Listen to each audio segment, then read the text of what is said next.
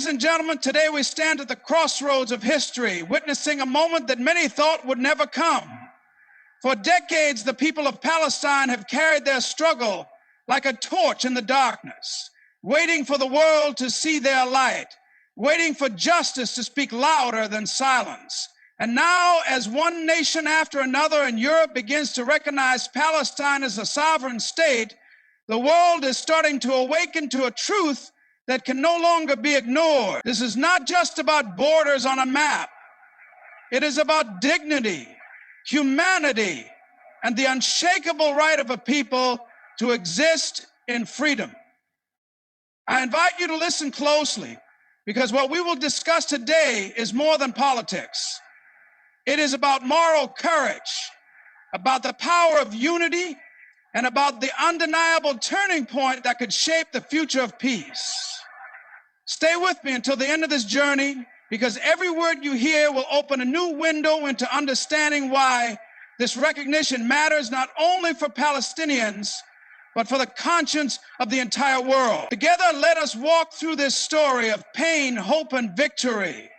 And let us discover why history will remember this moment as a spark that changed the course of nations. The recognition of Palestine by multiple European nations marks a historic turning point in international diplomacy, where political will is beginning to align with decades of moral, humanitarian, and legal arguments for Palestinian statehood. To understand this in detail, we need to explore what this recognition truly means, why it is being called a turning point, how it reflects both politics and morality, and what its long-term implications may be for global peace, justice, and the Palestinian people. For decades, the issue of Palestine has been one of the most deeply debated and unresolved questions in the international arena. On one side stands the undeniable right of a people to self-determination, freedom, and independence, which is universally recognized by international law and the United Nations Charter.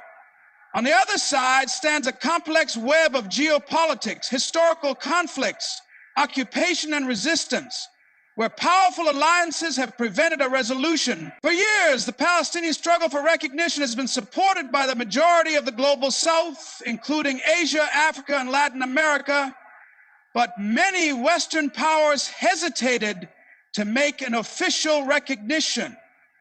This hesitation was largely due to political pressures, security alliances, and economic ties, especially those connected with the United States and Israel.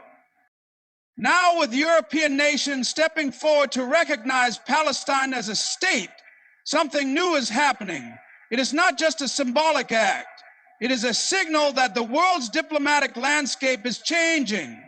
Recognition by countries such as France, the United Kingdom, Portugal, Malta, Slovenia, Norway, Ireland, and others carries a unique weight, because these are not peripheral states, but influential members of the European Union, NATO, and the wider international system. When they recognize Palestine, it sends a clear message to the rest of the world. The Palestinian issue is not just a regional question, but a global moral responsibility. This recognition also highlights the shift from mere sympathy to action. For decades, many countries verbally expressed support for the Palestinian cause, condemning the occupation, the settlements, and the human rights abuses. But verbal support alone was never enough. Recognition is a legal and diplomatic act that changes the way international institutions deal with Palestine. It means opening embassies. It means voting differently in the United Nations. It means treating Palestine as a sovereign entity with rights equal to other states. In practice, this changes the narrative of Palestine from being seen as a disputed territory to being viewed as a recognized member of the international community. From a humanitarian perspective, this recognition is a response to the immense suffering of the Palestinian people. For more than 70 years, Palestinians have endured displacement, loss of land, restrictions on movement, and repeated cycles of violence. Generations have been born in refugee camps, many without citizenship or a clear future. For them, recognition is not only a diplomatic event, but a sign that their struggle is finally being acknowledged at the highest levels. It tells them that their identity, culture, and nationhood are valid in the eyes of the world. It provides hope that their children may one day grow up in a state that belongs to them with a dignity of sovereignty. The legal arguments for Palestinian statehood have existed for decades. International law recognizes the right of people to self-determination. The United Nations General Assembly, as far back as 1947, debated the partition of Palestine, and later in 2012 granted Palestine non-member observer state status. Dozens of UN resolutions have affirmed the illegality of occupation and settlements, yet despite this legal foundation, politics often overruled justice. Countries avoided recognition, fearing the consequences of upsetting powerful allies or losing influence in sensitive regions.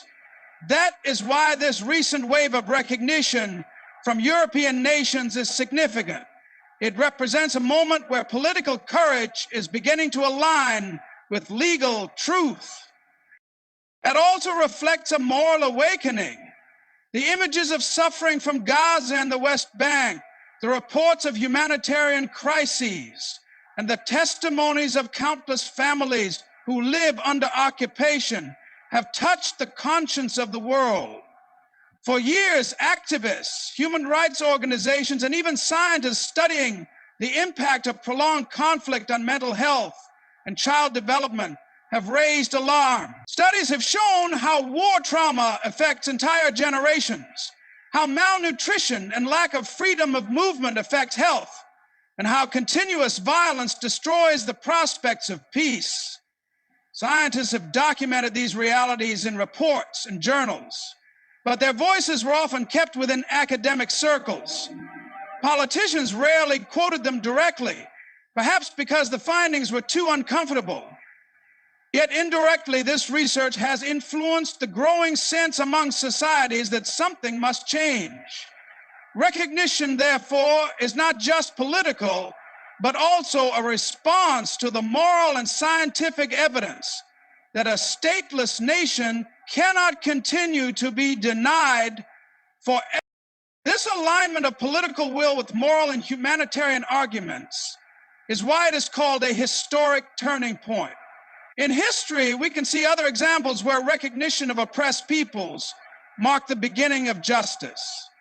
South Africa during apartheid faced years of resistance until international recognition of its people's rights turned the tide. Similarly, the recognition of East Timor's independence after years of occupation came only when the global political climate shifted. Palestine is now at that stage where the weight of evidence, morality, and public conscience is finally pushing governments to take the step of recognition. Of course, recognition by European nations does not mean the conflict is solved. It does not immediately change the realities on the ground for Palestinians who continue to live under occupation, restrictions, and violence. But it changes the framework of how the issue is discussed. Instead of seeing Palestine as a question of if it will become a state, recognition forces the conversation to shift to how and when it will fully exercise its sovereignty. It gives Palestinians a stronger legal standing in international courts and a louder voice in international forums. It puts pressure on countries that continue to resist recognition, especially those that claim to uphold human rights and democracy, but remain silent on Palestine. Another dimension of this recognition is how it may influence future generations. Young Palestinians who have grown up watching their parents struggle will now see that the world is slowly beginning to acknowledge their rights. At the same time, young Europeans are learning that their countries are taking moral stances on global issues, setting an example that diplomacy should not always be dictated by fear, but by justice. This creates hope and hope is a powerful force for peace. Economically and diplomatically, recognition can open doors for cooperation. A recognized Palestine can sign treaties, join organizations, and build bilateral relations that improve the lives of its citizens. It can engage in trade, education exchanges, and cultural diplomacy. These opportunities were limited before because many nations treated Palestine as an uncertain entity. Now, recognition clears the path for building real partnerships. There is also the symbolic weight of this recognition within the European Union. For years, the EU claimed to support a two-state solution, but avoided taking direct steps that could anger Israel or the United States. Now, with several EU members formally recognizing Palestine, the bloc is under pressure to reconcile its policies with the actions of its own members. This may create internal debates, but also paves the way for a more unified European stance. The EU has long prided itself on being a promoter of peace and human rights. Recognizing Palestine is consistent with those values. The role of scientists and intellectuals, although not always mentioned in headlines, cannot be ignored in this process. Their studies on the humanitarian crisis, child psychology under war, economic impact of occupation, and environmental damage caused by conflict have all built the moral foundation for action.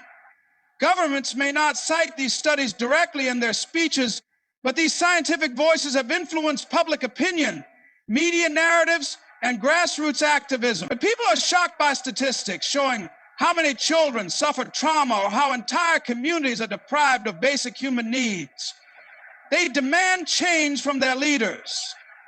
Scientists may not be mentioned, but their contribution has been essential. In summary, the recognition of Palestine by multiple European nations is not just another diplomatic announcement. It is a historic turning point because it shows that the balance between politics and morality is shifting. Political leaders are beginning to act in line with legal obligations and humanitarian values. The suffering of Palestinians is being acknowledged, not just in words, but in deed. The decades-long struggle for recognition is finally bearing fruit in powerful capitals. And while the journey to full independence and peace is still long, the act of recognition plants a seed of justice that cannot easily be uprooted. I wish you all good luck in carrying forward the message of truth, justice, and peace.